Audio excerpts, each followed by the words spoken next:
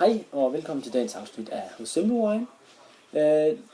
Inden vi går i gang med selve smagningen af rødvin og dens karakteristika samt duften, så vil vi lige prøve at give jer et lille indblik i rødvinens proces fra drue til vores bord og mund. Først og fremmest så har vi nogle druer, og druerne de skal jo plukkes for at kan komme i gang efter de er modnet. Og det sker ofte i dag med store maskiner, der simpelthen tager alle klaser ned og så kommer ind. Men på lidt større vinslotte, der går lidt mere op i, at vi sikrer den samme kvalitet og modenhed på alle druer, så foregår det simpelthen per hånd, fordi det er den eneste måde, vi kan sikre det på med vores øjne og hænder. Er den moden eller ej, det kan en maskine desværre ikke skelne imellem endnu. Efterfølgende kommer vi til afstillingsprocessen, hvor druerne nænsomt bliver puttet ned i nærmest en centrifuge, hvor de passerer igennem, hvor druerne så bliver skilt til den ene side, og stilker kvæstet til den anden side, for dem kan vi ikke bruge til noget, da de giver en meget, meget bitter smag i vin, som vi ikke har interesse i. Ja, sågar det ødelægger vin, hvis det bliver presset med.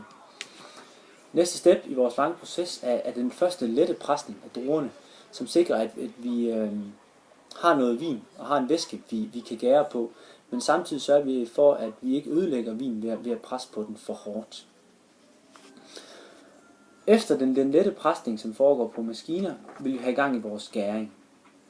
Og gæring sker ofte på noget, I kan forestille jer, den tank her foregår ofte på store ståltanke over en rumtid. Det kunne være et par uger eller 3, hvor vi, når det så har gæret, hvilket sker ved, at det sukkerindhold, der er i druerne, det ved vi naturligvis, kommer i kontakt med det gær, der sidder lige under skallen på druerne. Det er den bitre fornemmelse, man har, når man lige tager skallen med på en vindrue, som de fleste af os nok har smagt. Hvis den her gæringsproces ikke sker hurtigt nok, som nogle vinslotte har meget fokus på mængden, så kan man tilsætte noget vingær, simpelthen for at fremskynde processen. Nogle vinslotte vælger så at tilsætte svovl eller sulfitter, som det hedder, men vi vælger bare at kalde det svovl for at holde det simpelt. Simpelthen for at stoppe gæringsprocessen, fordi nu mener man, at vin har en god smag. Det er ikke alle slotte, der gør det, og slet ikke de store slotte. De fokuserer meget på at undgå det her svovlindhold, som giver os hovedpine. Det er ikke vinens alkoholprocent. Det er jeg ked af. Det er altså svovlindhold, der giver os hovedpine. Nå, tilbage på sporet. Når vi har en gæring, så kan man forestille os, at det ser sådan her ud. Vi har mosten hernede, og så har vi en mask, som består af noget kvæs, altså det er den druerne, eller det der er tilbage i skallerne. Masken, som er det her nærmest marmeladeagtige noget, som vi har tilbage, vil blive kørt op i en ekstra pres og blive presset rigtig hårdt, for at vi får den gode syre, og ikke mindst det gode farvestof, som sidder i skallen med ned i vores anden gæring, hvor mosten løber hen og simpelthen får en lidt mere blød og rund smag, fordi efter en første gæring, så kan den selve æblesyren, som vi arbejder med, den kan være lidt for hård og ikke specielt sjov at smage meget sur, som folk vil sige, eller tør inden for vintermen. Så derfor laver vi det, som vi kalder en malolaktisk gæring, eller meget simpelt sagt, en anden gæring. Det er lidt nemmere at forholde sig til, simpelthen for at gå fra æblesyre til mælkesyre. Når vi så har fået den ønskede syre, den ønskede bløde fornemmelse, så skal vinen lagres, for at den kan få nogle lidt andre noter, måske nogle vaniljenoter, som nogen kan kende i vin. Det vil vi vende tilbage til senere, roligt.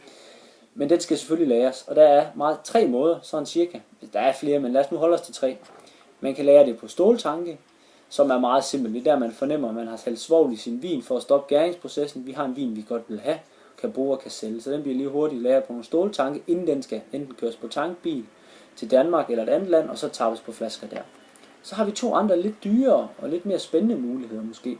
Man kan lagre på store gammeldags træfade, sådan ca. 1500 liter, eller de små og nymoderne Barrix 220-25 liter, de er ikke større end så. Det er dem, som vi kender som vintønde.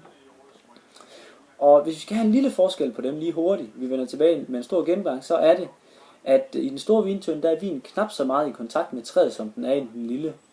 Og i træet, der sidder garvesyre, eller som på vinsprog hedder tannin, men lad os kalde det garvesyre, som giver vinen den her fornemmelse, det lakerer tænderne, hvis man kan huske det, og den der med, at munden nærmest har snurret sammen. Men det giver til med også vinen det vaniljepræg og lang levetid, hvilket mange selvfølgelig kan være meget interesseret i. Når vi så har lavet vores produkt, så mange år alt efter hvilken vin vi er ude i at lave, så skal vi have klaret vin, fordi vi ved jo nok, som kommer her, vi ved jo nok, at en vin fyldt med gær og andre sukkerrester og lidt drueskalsrester, som måske er kommet med igennem selv den hårde presning, så har vi en meget grumset vin. Og hvordan imødekommer det? Fordi der er jo ikke nogen, der gider at drikke en grumset vin med vinsten, så tænker man, den er skidt, uden at være det, skal jeg så huske at nævne, men det tænker man jo. Det er jo klart, vi drikker også med øjnene, det er der ingen tvivl om, det er ligesom vi spiser med øjnene. Hvordan kan man klare den? Det kan man faktisk med et godt gammelt trick, der hedder pisket ikke videre. Det bliver ikke brugt så meget i dag, det er mere gelatine, der bliver brugt også for at konservere vinen lidt mere.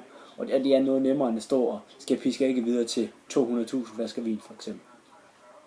Sidste step i vores vinproces er så tapning, selve tapningen på flasker, som for nogens vedkommende foregår ude i de lande, de gerne vil sælge den, og for nogle lidt dyre vin på flaske i de pågældende land, fordi de vil sikre sig, at kvaliteten er meget ens over en lang årrække. Så igen, tapning er meget forskellig fra hus til hus, og kan være lige god, kommer an på til hvilket formål det er. Så hvis vi tager et blik på ordet rødvin, som vi drikker ofte, må vi jo nok erkende, så er det altså en lang proces fra selve druen ned til tapningen på flaske, og så skal vi jo tillægge transporten, før den står på vores bord. Så husk det, når I drikker et glas vin, der er altså en stor lang proces bag, ofte en meget spændende proces.